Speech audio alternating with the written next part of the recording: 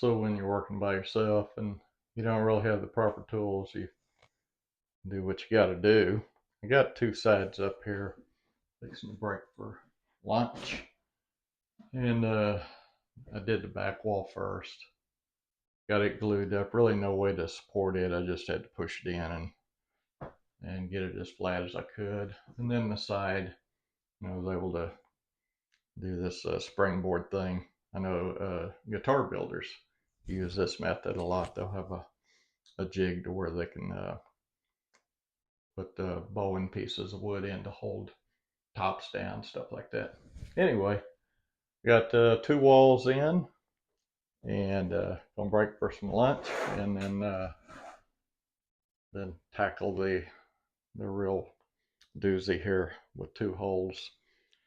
And it's got a little jump over the curb here, like I did there. You can't see that piece of wood, but I had to jump over that curb. I wanted to go ahead and come out all the way to the drywall, because then I have a trim piece that will cover that drywall seam, and I didn't have to do any drywall work. So, and then along the top there's trim, so there'd be trim down the side, and I left a 1/4 inch gap at the top for the trim to fit up there. Up here in these corners we'll do a joint where you back cut, and you just cut the profile and you just go straight in, instead of trying to do a 45 there, because the chance of it being 45 is pretty slim. I can't think of what that's called. I've done it before on shoe molding. And then here I will have to do a 45 along here and then down there, or whatever the angle is. I'll just have to carefully work with it. Of course, I have color matching caulk, to go in these seams in the corner here. I did scribe it. The enclosure here is pretty square, but obviously it's not perfect, so I did have to scribe it. But it's come along. So it's been a couple of weeks since the last scene. I'm just putting these all together into one. So I've got all the trim and accessories up. You can see they're kind of taped up right now while the adhesive sets up. Over here I've got the shelves. They go on a metal bracket that they provide that you screw in. I put framing behind them, so I'd be screwing into a 2x4. Stainless steel screws, silicone in the hole, and then once they set up, then I'll come in here and silicone this joint, top and bottom. Manufacturer recommended. The trim I talked about in the last segment, that's all up. It's glued to the panel, so like here you can see I'll do just regular painter's caulk there, so when I paint I can cut in right next to that. Everything went in pretty well. The 45s, you get a color matching caulk with this, and so that helps hide a lot of the any issues you may have. You can see in the corner here where the caulk is. It's kind of a taupe colored, blends in nicely.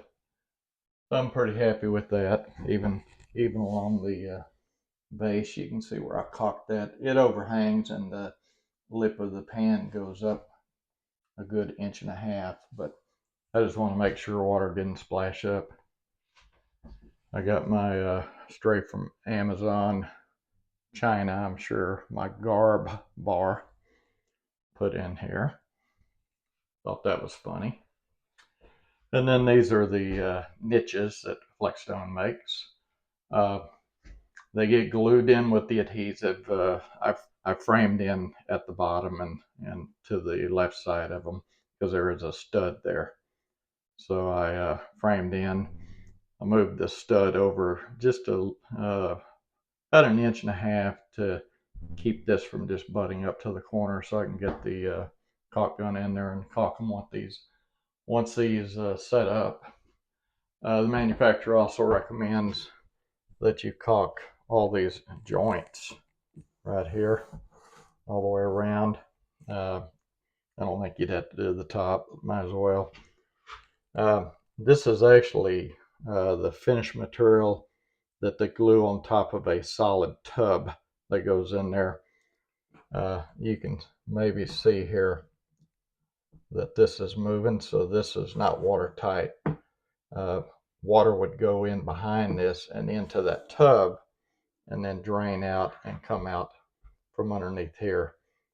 But it'd be better just to caulk this with your color matched silicone caulk and not allow water to go in there. With that being said, I'm going to leave an opening at the bottom. I'm not going to seal it up 100% just in case some water gets in that tub behind this. Like I said, if it does, that tub's a solid piece of plastic with flanges that come all the way out, and they are actually what's being glued to this panel. You can see the gap here that I'm going to need to silicone in, because that tub is behind this, and the offset behind this in the glue, the adhesive, is just standing this proud of the shower. So you do have to caulk this. There was just no way to get this flush. And that's fine. So once this sets up, they want you to wait 24 hours before you mess with it. So that's what's going on. Same here. I got these clamps just to kind of pull it into the adhesive, and then we'll caulk around it. So that's where we're at now. Once I get all this cleaned up and siliconed, I'm going to drape this with plastic, tape it off, and put plastic, and then clean the room out and paint. Clean all my tools out. I think I'm going to go ahead and take this cabinet off the wall just so I can paint the entire wall the same color. I'll have to pull my fixtures down. And I don't know if I had this on the last video, I may have, but I've got all the plumbing dried behind the sheetrock now. All of this is going to be behind the vanity, but I wanted to seal it up anyway. In the light fixture, it was right here. It was centered over the old 48-inch vanity. So since I'm filling this whole space up, it's 60 inches wide. I moved it over, and you can see these lines here. That's actually a stud there.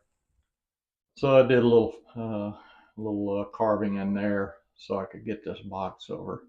It's like 1/8 of an inch off dead center. So good enough for me. So that's where we're at. Just want to give an update. Once I get this cleaned up and get some painting here, I'll do another video. Thanks for watching. So I'm gonna make this the end of the video. I've got everything ready to paint. I had to take this trim off the edge of the door before I paint, because the vanity that's going to go in here is just going to fit. I'm going to need that extra 1/2 inch to come in. I'm going to have to pull the door off, slide it in, and then straight back. So I need that trim off. I'll put it back up after I get the vanity in. So I got everything masked off. The walls all prepped. Mask the window off. I'll be painting the trim later, but get all that stuff out of the way. I went ahead and took that cabinet out. It's where we keep all our towels and stuff like that. Just so I could get the, you can see it was a 2-color room, so I can get all the walls painted same color, just because I just want to. All the baseboards off, commode pulled out of the way so I can paint back there and not have to do what they did. I just leave it in here. I'll just slide it around on this piece of cardboard. The FlexStone's all in. Of course, you can't really see it good now because I got it draped with plastic and a tarp down there. But it's all sealed up and caulked up, and like I said in that prior video, or maybe even earlier in this one, I took the opportunity to buy a spray gun since I'm doing this remodel, and yeah, I'm gonna go into the kitchen next and build all those cabinets. So I mean, new spray gun. So I'm gonna spray this room. So this is where I'm gonna close this video out, and when you see me again, this room should be painted. And then I'll continue on getting the vanity in. The vanities, the actual case is done. I haven't built the doors. I've started on the drawers. I haven't painted any of that yet, so I'll make that another video. Y'all don't need to watch me build it. You know how to build stuff. There's plenty of videos, but I'll show you what I did. That's kind of how I do my videos. I don't teach.